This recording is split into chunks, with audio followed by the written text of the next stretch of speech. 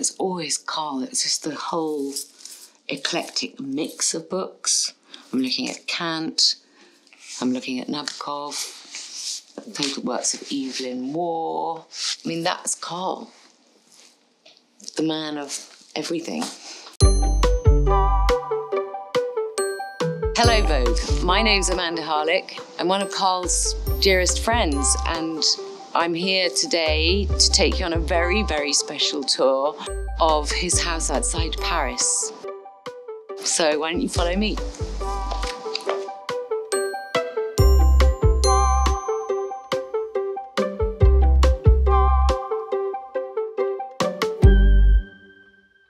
Here we are in the entrance hall of Karl's house. He always called it the villa outside Paris, or the Villa Louveciennes. Like his last couture collection, he put everything into this last house that he really, really loved. He always called this house a real version of himself. I mean, Karl created these spaces which made you feel like the best possible version of yourself, and Karl just did that. This is the dining room. Karl was a brilliant host. He loved the idea that the house would be full of friends and that he would have dinners here and everybody would spend the night. Karl really loved these chandeliers, and he has several here in this villa. For me, this is like a couture dress. I think they're astonishing. It's also like a piece of jewelry. Both things that Karl really, really adored. It looks like a jellyfish. I mean, a jellyfish skirt, which is also very couture. So here we are in the sitting room.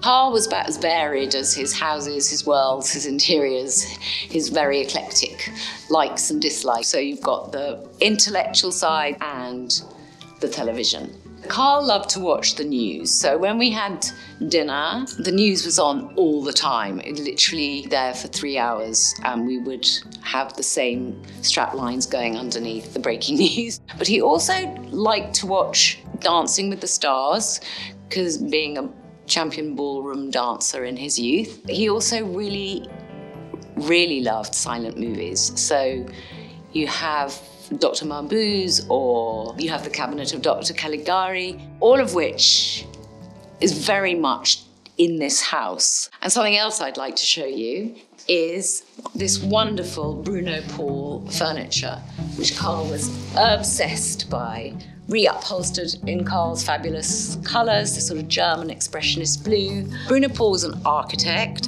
as well as a furniture designer. I think Karl would love to have been an architect, and I think he would have loved to have designed houses.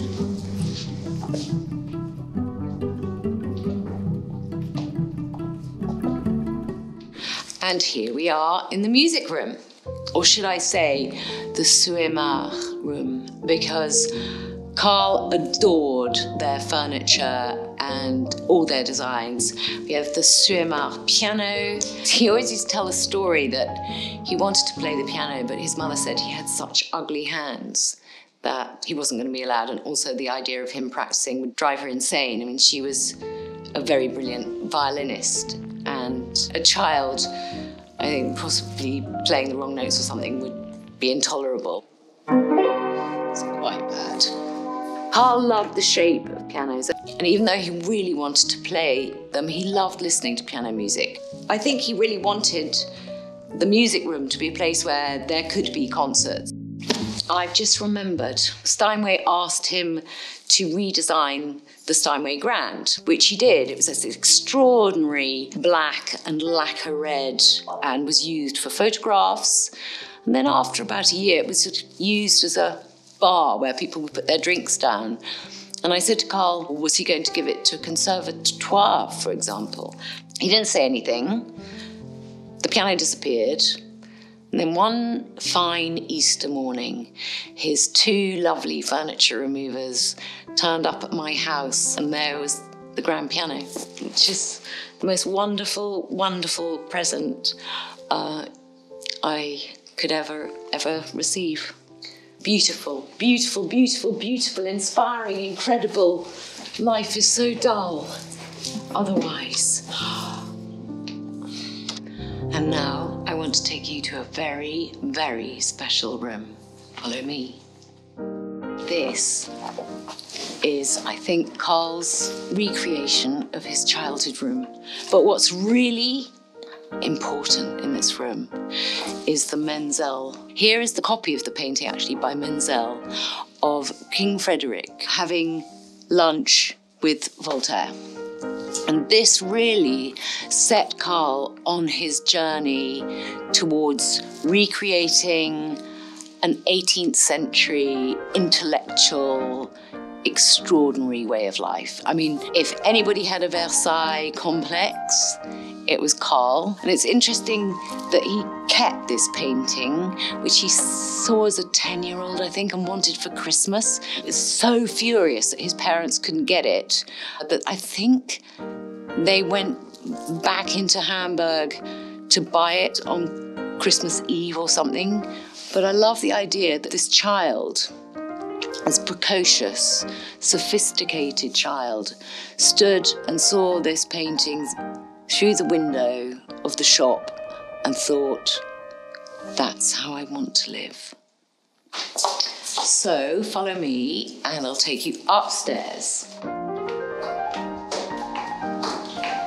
Coming. So here we are in Karl's, this is Karl's floor. This is totally Karl's space.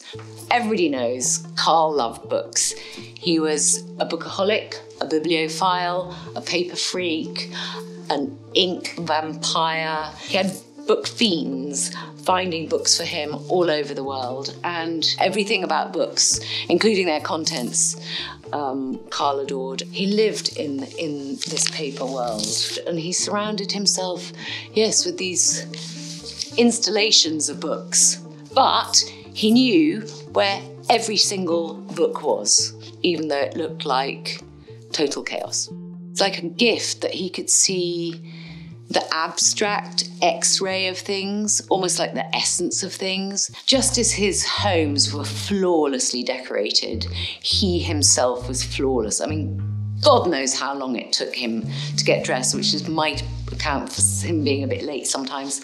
But every single detail as to the width of the tie or the collage of belle perron that would appear on the actual tie itself, down to his mitaine, his fingerless gloves that he had made by Course in Paris, meant that he could somehow recede behind it. He could be this other person, this private person, and he's got this perfect uniform to present to the world, always. He sometimes called himself the Dolly, and he said that he was really pleased with the Dolly, this anima, this other person that was not him at all, but just how he would like to present himself to the world. Because as he was reproduced, or the Dolly was reproduced in teddy bears, you have a Stiff teddy bear, a Ken doll, or these Tokidokis, actually it looked very like him. Call the Ken doll. So follow me and let's see where Karl sketched.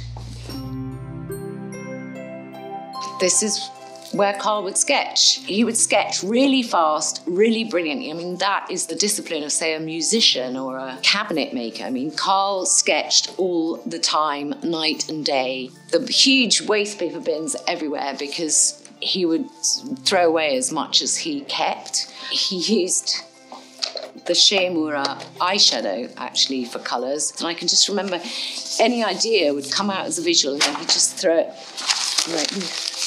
he'd throw it across the room.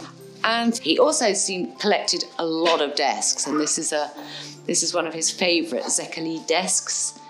I mean, he was just obsessed with great design. It would make him really happy and would also tap into collections, jewellery, accessories himself. That's what was so exciting about Karl. He just never stopped looking and responding and learning and transfiguring and transforming.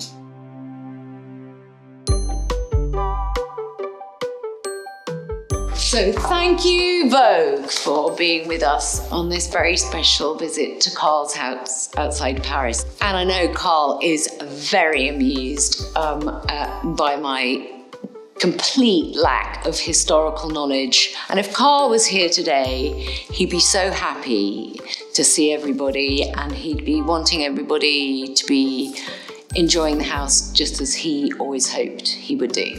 So thank you. Bye, Vogue. Bye, Vogue. Bye.